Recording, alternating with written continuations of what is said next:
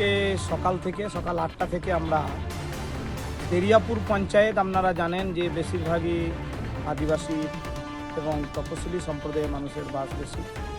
আমরা মাদল লাগড়া নিয়ে আজ সকাল থেকেই মানুষের কাছে জনসংযোগ করছি। মানুষের ব্যাপক সাড়া। আমরা এই দেরিয়াপুর পঞ্চায়েতের একটা আদিবাসী গ্রাম, সেখান থেকে শুরু করেছি।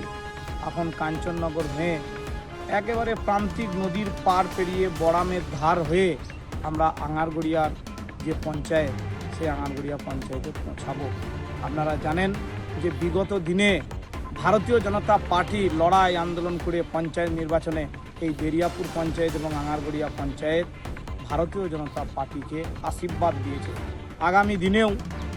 আগামী দিনের যে নির্বাচন 2026-এর নির্বাচনেও আমরা আশাবাদী দেরিয়াপুর এবং আঙারগড়িয়া পঞ্চায়েতে জনতা জনার্দন ব্যাপক পরিমাণে মানুষ আমাদেরকে আশীর্বাদ দেবে এবং পশ্চিমবঙ্গে মোদিজির গ্যারেন্টি তারা উপস্থাপন করবে।